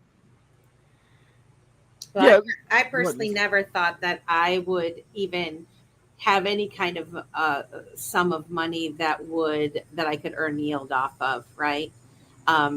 And so, you know, being here, even though, you know, I'm not a baller by any stretch of the imagination, getting little baby bags here and there. The fact is, you're right. It is going to grow, and being able to earn a little bit of money off of that, to where that could be invested in other things, in other businesses. It could be used for lifing, you know, just, you know, living life. But it can also, if we're smart, we would take the time to make a plan of what, if we did come into that kind, what would we do? What would we invest in? Are we investing in another company, our own company? Are we going to help other little startups? What are we going to do to make the world a better place? And the one thing that I'm the most excited about, Jay, in all of this, and what gives me such hope, is all of you that I've met in this space have every intention on making the world a better place. I haven't met one person, whether they were in the Bitcoin camp or any of them. Everybody seems to have the same consensus, is that we're going to change the world. We're going to make the world a better place. And there's going to be so many people that have money that they wouldn't normally have had. And it's going to be real interesting to see what they do with that money. Some people will waste it. Other people are going to change the world in their own communities, right? So, yeah, I'm super excited about it. I love the fact that you remind people to dream too, Jay. You have to. You have to. And you know, sometimes we got to take those negatives, those things that we've gone through. Like, I love what Linda P. Jones and Molly Elmore says, you know, this unfortunate situation that end up being one of the biggest blessings in everyone's life. You know, because the time that we had to accumulate, the time that we had to position ourselves, you know, and to see that letter that I just showed where it's over, and we're at $3. It's over, and you're talking about 8 or 9 things that XRP has in its favor haven't even played out yet. That's what's so crazy, is the opportunity is still amazing for anybody even coming in at $3. Go ahead, Keith. I think you have something to say. I just feel like we're in such we're so on the precipice of such amazing things that we're going to be able to experience and do for people, do with our people, do with each other, whether it's building new applications, whether it's, feeding the homeless, housing the homeless, making sure that they have a place, putting back into this what's been taken away for so long. So it's really going to be amazing to see the things that people are looking to do. But my concern is that if you're planning on doing that later, why don't you start now? Why are we not doing this now? Why are we not putting those things into place? Because the money should not be the just the lead in it. You should be moving in that direction so that the actual price appreciation and the liquidity becomes the accoutrement or the addition or the supplement to what you're doing. You know what I mean? And that's why I say, look, don't wait. Don't wait. You'll be waiting forever if you just continue to wait and not do the things that you have in your head and the things, the dream or the thought process. Doesn't mean that you have the liquidity to be able to have it come to fruition, but it just means have that plan in place. Know what it is you want to do later on, and then start in that direction.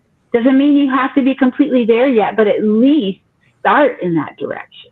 Yeah, I think it's all part of what I talk about in having a plan. Me personally, I have what I call the ABC plan, and not everybody has to adopt my plan. My A is my immediate family, meaning me, my wife, my children, making sure everybody is just set. My C is my siblings, my aunts, and then my B, and my C is charity. That's my ABC. And so everyone, and what's crazy that, sometimes people, their hearts are in the right place. They just haven't gotten to that position financially. And that's why you can go back and look how people talk. And they always say money magnifies who you are. That's why you can go back on my Facebook, on my Instagram, on my, when we even started this channel, we were sending money to Nigeria. We're sending money to Africa. We're doing it. Me and my wife are out there painting orphanages. So if it's in you, it's in you. Money will only magnify who you are. And there's no one out there that should tell you or make you feel a certain way about how it's either in you or it's not. So I have an ABC, and I'm sure everybody else has some type of plan like that as well. But with that being said, guys, just kind of talk about where do you see things going here? Do you feel that we're in a bull run, we haven't started a bull run, or we're out of the bull run? I think that's a good question right now. Ooh, I want to take that one. I think we're right on the cusp of the bull run, right? Tiptoeing. If you look at the price action, especially in Ethereum, which I'm not a big Ethereum person, but that tends to be, you go Bitcoin and you trickle your way down and you see the bull run starting. Now it's just barely starting, because if you look at like the utility coins and tokens from last run, like an AVAX, for example, or something, it's still at a very low price compared to the previous peak. And if it's alt season, it should be outdoing that previous peak pretty significantly, right? So are we in it? No, but I think it's just started because of that uptick with Ethereum and, some positive Fed news from Jerome Powell. I wish he would be gone, but we did get some positive news there. So in my opinion, yes, but it's just barely started, maybe last week. But would you say, and as the rest of the panel here comments on that, would you say that it's because we're not, I heard like almost everybody saying that this is not your typical cycle. I know everybody's like, well, 4 years just happened by August, September, because we're in like a hyper cycle. Like it's different because things are different. We've never had this type of adoption or, focus on crypto where everyone's in, everybody around the world. And especially now with the United States, you know how that is. It's a very competitive deal where they're saying, we're going to be at the forefront of every country. Wait a minute. We want to be at the forefront. So I just think that we haven't seen the bull run. And when you talk about some of these assets like Chainlink, Polkadot, even crypto.com, they're very quiet. They were at almost $1. Crypto Crow was almost $1. Chainlink was like $50 something. Polkadot was $50 something. That's why. And so when you say Bitcoin and you say Ethereum, I agree with you wholeheartedly. We're like right there. And I think that I think it was Mikkel or somebody, or maybe it was Zach Rector said they don't think we're going to have the pullbacks that we used to have with certain assets. Yeah, we're going to have pullbacks in the market, but when some of these assets like XRP, let's say for an example, which is we're all very bullish on, as it starts having that adoption, let's say they start taking off exchanges. Let's say we can't have access. Let's say all of a sudden the ETFs happen. All of a sudden, those massive pullbacks aren't going to be the way they used to be. So you'll have people pulling out going, I'm waiting for it to go back to 50 cents. That's not going to happen. Never going to happen. Yeah. That's not going to happen. And I just want to comment on one thing you said. So yeah, I mean, I agree with you that this cycle does look different, but the trend is the trend until it's no longer the trend. Yep, And we've seen previous cycles go about as far as December, right? So although I agree with you, I don't want to come out and say that until we make it past December. We get into January and this thing's still pumping hard. We know we're in the super cycle. But the one thing, and I agree with you, brother, but the one thing we all have to remember, we've never, ever been in this place with crypto here in the United States or globally ever before. So before, we're talking about speculative, we're talking about hype, we're talking about projections. Everybody could sit up there and operate in a gray area. That's no more. We're talking about regulation. Yeah, we're talking about clarity. The floor is much higher. We're talking about law. We're talking about this is the way. The evolution of money is happening. And crypto is the hottest thing in the world right now, period. That's what's different. Yeah, the floor is much higher, especially because the ETFs, they have a fiduciary responsibility to hold so much. So there's going to be more liquidity staying in the market. I think that's just a fact at this point. And that's what all the big money's waiting for. That's what, like Michael says, he said, we wouldn't even play. So imagine how many people are going XRP, but they were waiting for that lawsuit. And so it's not that they're not positioned. It's just they're waiting for certain things to play. There's going to be more big money that comes in at $20, $50, and $100 than it was ever at $3. My big boss who got me into crypto in the first place, I kept telling him XRP, his biggest thing, and he has money because of that lawsuit. People, those of us that are in it, like, oh no, it doesn't have that big. Yeah, it does. To people that have money, it does matter. Melissa, he won't buy it, but he's going to buy it at $20. You watch. Melissa, think about this. Think about this. We have a president. We have a president that just told the banks, if you treat people any kind of way because of crypto, that's your ass. What? We've never had that. You know how many bank accounts I had shut down since 17? Yep. What? 180. So we're talking about we're talking about mandated. We're talking about it's not even politically correct to say anything negative about crypto at all. Elizabeth Warren, where is she at? Where is she at? I mean, it's not even I'm so glad I haven't seen her stupid face. She has to shut up. At this point, she has to shut up. It's like a career suicide to say anything negative because Trump is saying it. You can't say, even our financial institutions, they were the ones who were secretly, people said, behind the cartels that brought this lawsuit up with XRP because they knew there's just the same reason they're scared now. The Jamie Dimon, those guys. Well, why would Ripple be a bank? Why not? If things are going to change, everything has to change. And so it's about to get real. It's about to get real. Didn't they put out that? Didn't there were a bunch of banks that got together that wanted to fight against? Was it Ripple or? You know what I'm talking about? Yeah, they want to. You remember that? Yeah, they want to stop they want to stop Ripple from becoming a bank because because they're scared.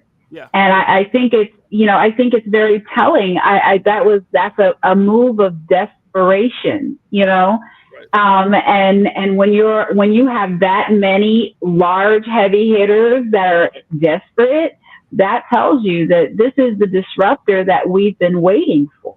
Yep.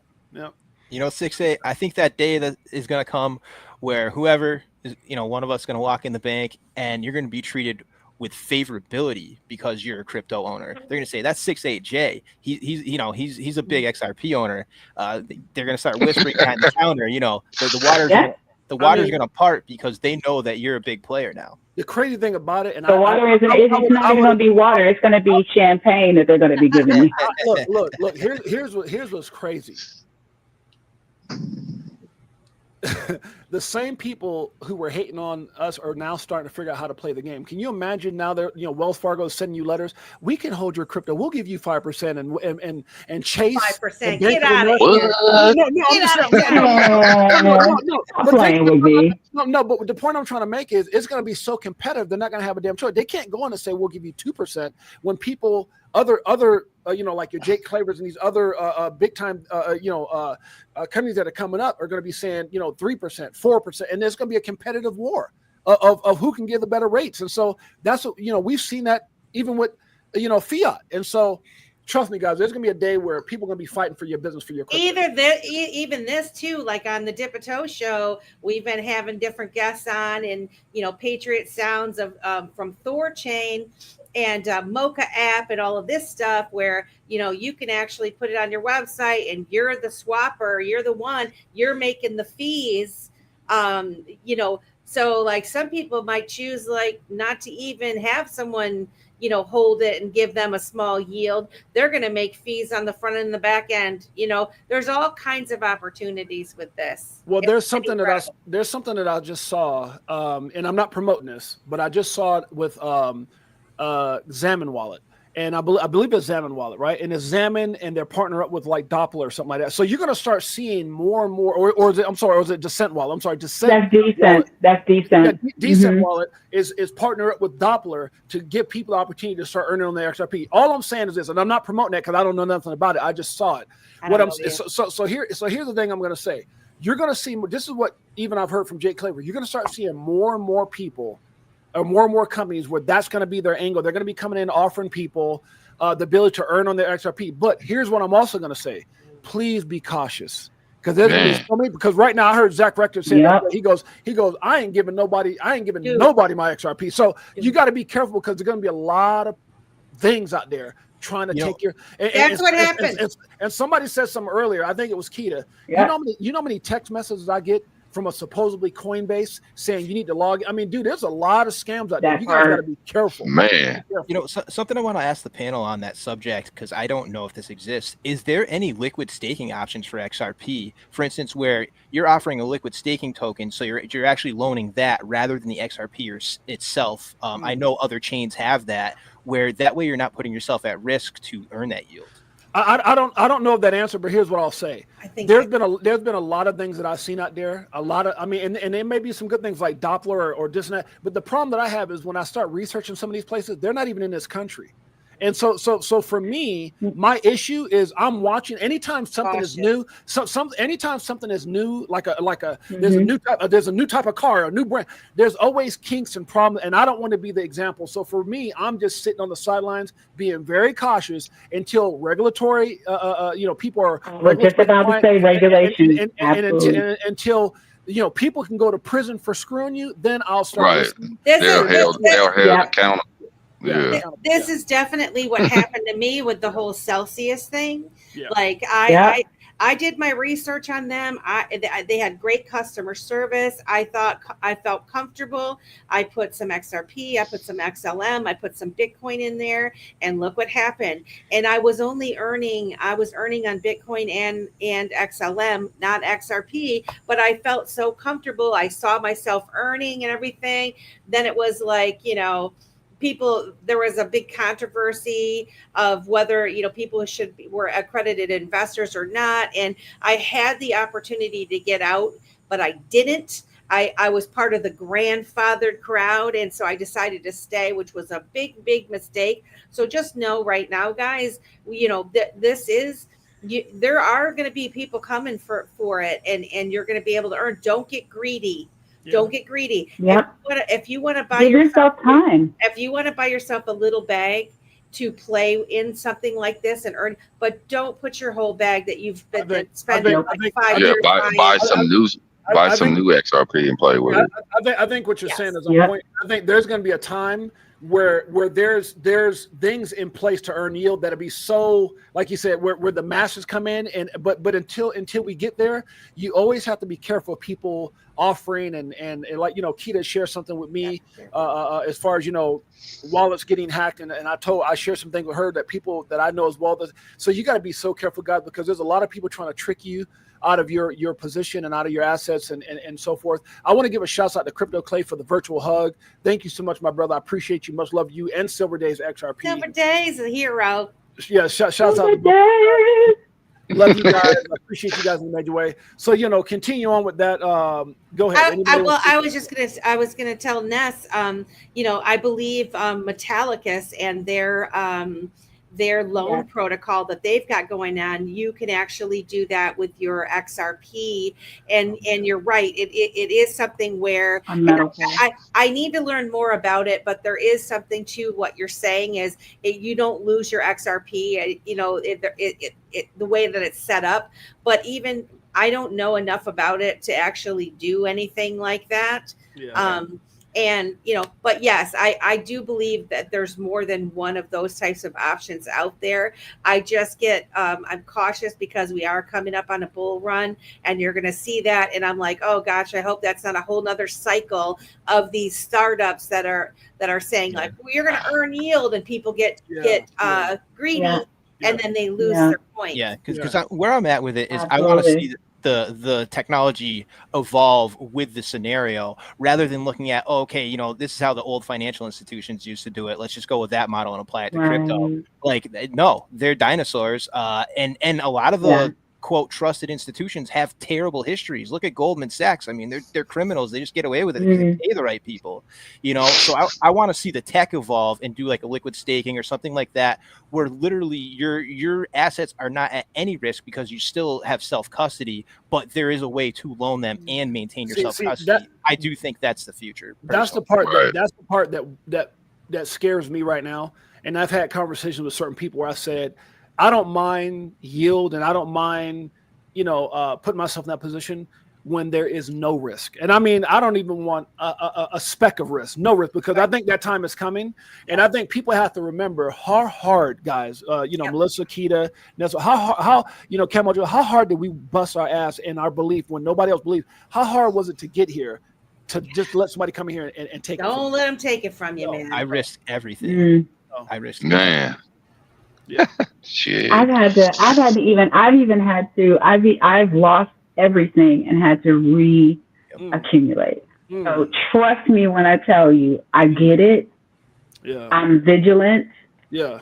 I'm of a mindset of I'm going to sit on it for at least 6 months before I even think about doing anything. You know what you're saying, sis, is that it's one thing if you got into crypto and put in, let's say, 5,000. And you talk about, early on, like years ago, you can go back out there and bust your ass and get 5,000. Okay, I made a mistake. I shouldn't have done that, and learn. Because, I think everything we go through in life is a lesson. But man, when this thing goes up to $30, $40, $50, $100, you can't go back and get $500,000 or $1 million or $4 or $5 million. No. So you really have to be cautious and just make sure you're not making any bad mistakes. Because like I said, there's going to be a whole lot of fake crypto profits. We could take it to the promised land. No, I don't think so. So, and this is the time that has been that has gone over, the past several years. And I don't remember the correct terminology where you have to hold the 1-for-1 and all these rules. Yeah. It depends on the jurisdiction that you're in. And so, like you mentioned, Jay, they're not even in the U.S. or they're in these other countries and whatnot.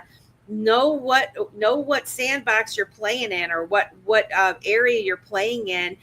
What's their jurisdiction? What are their rules? Because it could be very, very different than where we are now, and you have no recourse in that. And so, just be careful. Just be careful.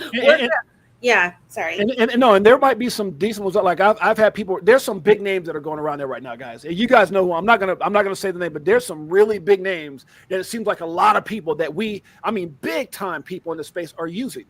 But I've had some meetings with these people and some of these people, when you talk to them, where's your corporate office? Australia. Where's your corporate office? Singapore. I'm like, huh? So just be careful, guys. And I'm not saying they're not legitimate. I'm not saying that. I'm just saying that. You can't, you just don't want to make that type of mistake that can alter everything that you've done and where you've put yourself. And I think that's my biggest fear right now, is that. And also, I want to see those things happen, but I think in time, and for me, it might be somebody who's partnered with Ripple. It might be, hey, we're partnered with Ripple. We're the official Ripple yield wallet, whatever that is, but I'm waiting for that day. That's for sure. That's where politics is. And I hate to say this because we're at the point now, we're at that precipice where we can't help but have at least somewhat of a political conversation when we're talking the bigger crypto like this, Yeah. because that's where the politics is going to take a huge role as far as what country somebody's in, where they're filed out of, et cetera, et cetera. You know, and I'm glad to be in the U.S. because I do think, given the current administration, we will lead the way. Obviously, our past has been pretty terrible, our recent past. So, you know, we all have to pay attention to that stuff, even though I get it. You know, politics is a terrible subject. It's designed to basically get people at each other's throats. Right. That's our responsibility now. Yeah. I agree. Well, anything else you guys want to add, man? It's an open floor before we get up out of here. Anything else you want to say, whether it's about what you're doing, your show, your times, when you're going on next, or just whatever it is? I just wanted to say that next week or Wednesday, we are having a security show on VTHO Show. We have a great panel coming. We have Patrick O'Reilly, Will and Mike from TextRP are going to be there. Lady K is going to join us, and Mike Laff and Zoj. And all of these folks have really good knowledge when it comes to security and, you know, coding experience in the background. And so we're going to discuss ways to keep yourself safe in this space. You know, as we discussed, you got people sending you links, you've got people, you know, sending you DMs saying, you know, hey, come on my show, and you know, draining your whole wallet and stuff. And we talked to a fella last week's this week's VTHO After Dark show, and this poor gentleman got his entire XRP bag drained. I think he said like 37,000 XRP. What? Yep. And it was it was either Ledger or I think it was Ledger. Yeah. It was Ledger. He was having issues with here it is. You're getting your airdrops, right? So people are participating and they're playing in all these different things where you can get your airdrops. And he was trying to claim his airdrops to his Ledger. Man. It wasn't going through. He reached out for help. Those people on X are not support people. People don't talk to them. That happened to me. He literally gave them access, unfettered access like that, to his Ledger, and lost every single thing. Now, the good thing that we did learn from him is he actually he did file a police report. FBI and all these people are all over it. And so the days when we lost our stuff and that was like, nobody can help us, it seems to me like there's quite a team that's built. And so I have faith that this gentleman might be able to get it back. They actually can see, and it's just been sitting there in the wallet. So maybe this guy will end up getting his money back. But in any event, we're going to talk about that next week, Wednesday, 8 p.m. to 10 p.m. Eastern Standard Time at the VTHO Show. It needs to be set. We need to remind ourselves of these things every day. And you guys actually had a really good, you guys do a lot of great shows, but there was a show that I saw that I really enjoyed with my man, I think it's T Crypto Spot or T. Oh, T's was on. Yeah, oh my God. Yeah. I really enjoyed that show. It was amazing. He was almost as good as my other favorite show you had. It was with this guy named 68J. I don't know. 68J. But anyway, let me stop. Good Lord. We got to have you back on VTHO, Jay.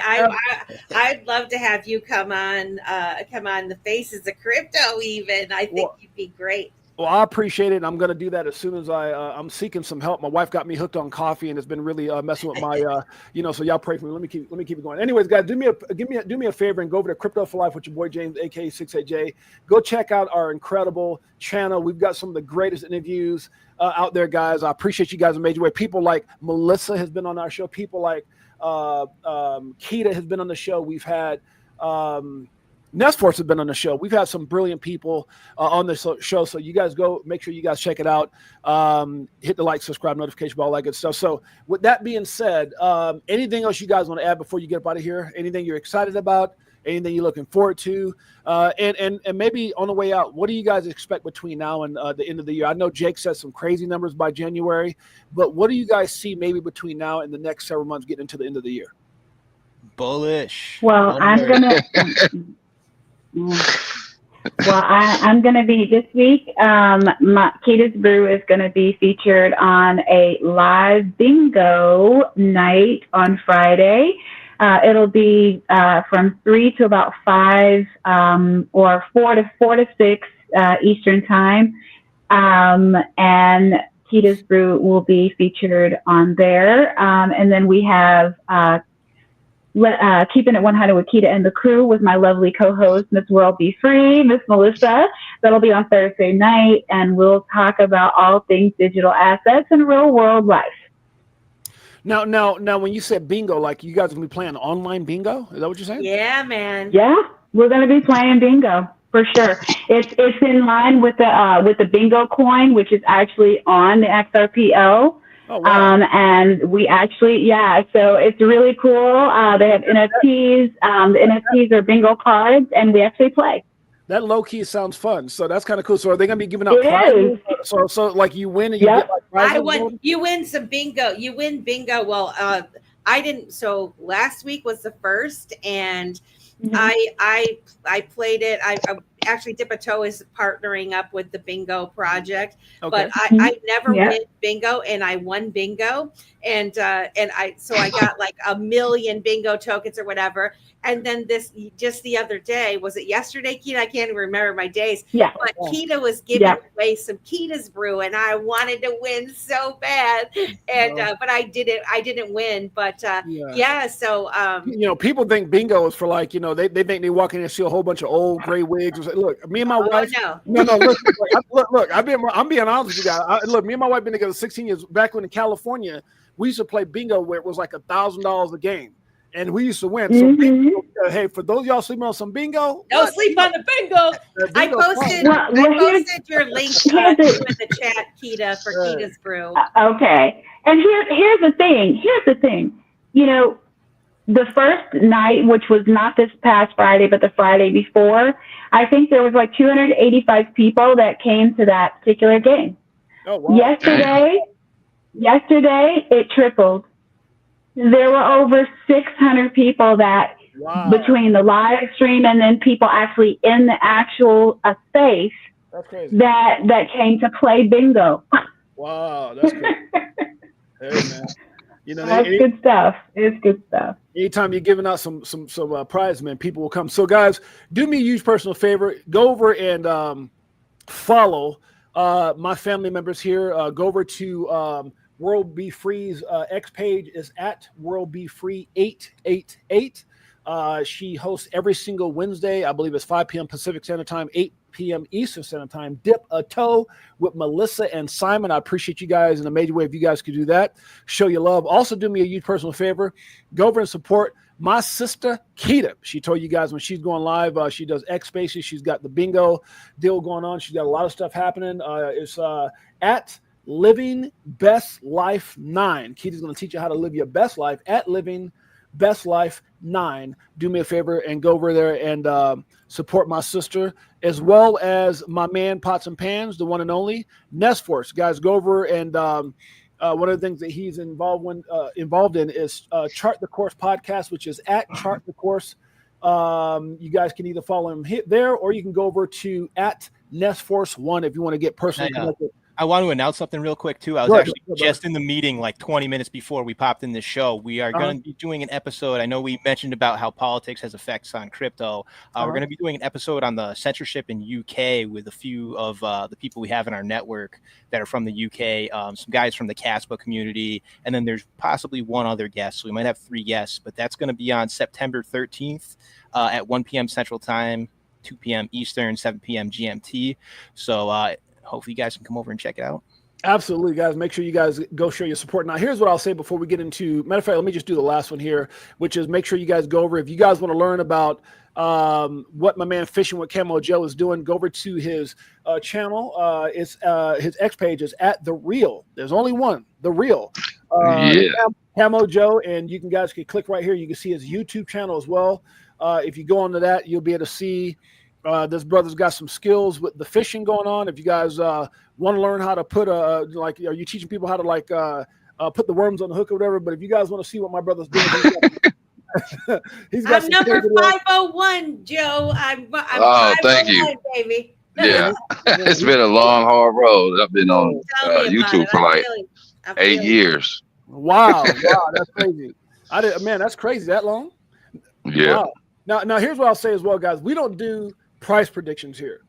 But what I always tell people is just go out there and pay attention to the people like Zach Rector, Lewis Jackson, Mickle, Jake Claver. And the reason I say that because I know I don't do it. I know Melissa's not a fan of it, Keita, whatever. But there's some people out there that goes out there and give validations and really some credible insight into why they feel the way they feel. And I know my man Sly Fox says, where do you see XRP by the end of the year? Hey, between where Jake Claver, and by the way, people don't realize Jake Claver put some serious XRP up in his bet that it would hit at least. I think they kind of negotiated to 750 by January 26. Now, again, things have to align. So whether it's $10, whether it's Jake Claver's forecast, whether it's what Dom and Phil said by 2030, go out there and do your research. I don't think anyone really has the right answer to that, but I will say that the position that we're in today, we've never been in before with XRP. Everything is done, it's over, and it's the sky's the limit right now, guys,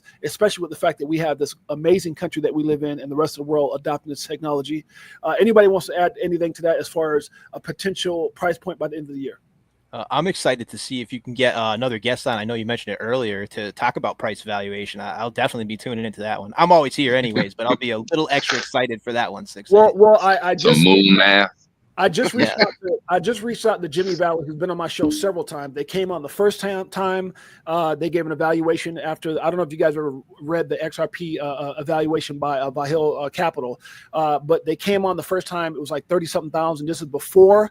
When Biden was still in office. This was like almost a year ago. Then they came on about 8 or 9 months ago, right around the time that Trump. The election was going on with Harris. They came on. It was Jimmy Valley. It was Molly Elmore. It was Max Avery. It was Zarog out of South Africa and another gentleman out of India. These are all financial guys, lawyers, whatever the case may be. They all came in and gave an evaluation, a projection, like I think it was like 60,000 by 2030. So look, these guys are very connected. You guys don't know who Jimmy Valley. Go watch Rick from the start. Yours truly is in there, and Melissa's also in there. But go in there and watch that incredible documentary and get some insight on Tubi. It's free on Tubi now. Did you know that? It's free on Tubi now. I saw that. So, but if you got so I would just say that the sky's the limit, guys, on where it could end up at. Even here in the short term. I mean, like I said, it can go from 0 to 100 real quick. That's pretty much the way I can answer that. Anybody else want to put any foresight? And like I said, I'm trying to get Jimmy Valley on again. He reached out to me not too long ago, said, Jay, we're going to be doing a follow-up. So, let's see what he says, being that everything has changed and the lawsuit is finally over, which it hasn't been the last 2 times he's been on. So I will say this. Who was it? CKJ did an interview with David Schwartz many, many years ago. And I revisited it the other day and I listened and I did a post about it. So really listen to what David Schwartz was saying. Uh-huh. And it has to do about what I talked about earlier. It's like, the rules around what this is for the big money to come in. And why I revisited that video with him is because Senator Lummis saying they will have some legislation buttoned up before Thanksgiving, right? Like wrapped up with this. So if it happens before Thanksgiving, who knows what could happen before the end of the year. So do I see it shooting up?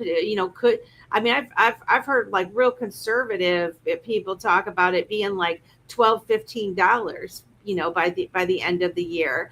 Yeah. And I don't usually speculate, but I think that's a real possibility. Well, one of the things that I like to add into what you're saying, Melissa, before we get out of here, is that if there's any type of movement with ETFs at all, the one common denominator that I've seen everyone say pretty much across the board is somewhere between I think it's like $18 and $25 or something like that. Now, again, I don't know.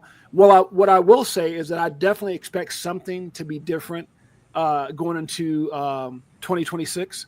We don't know exactly what that is, but I definitely feel like something amazing is getting ready to happen. And now we're finally in a position that it can. There's no more SEC court, that stigma that's been on us for 4 years and 8 months. So I really do believe the sky's the limit. Anybody else perspective on that? Anybody else want to add? Okay, with that being said, guys, appreciate you guys. Love you guys. Make sure you guys go check out all the panel here and their X pages and what they got going on YouTube. We appreciate you guys in a major way. Until next time, it's your boy James, a.k.a. 68J. Peace. Oh, by the way, did I mention greatest family on planet Earth? EARF. You damn straight. Yeah. Peace. Thanks, everyone. Thanks, everyone.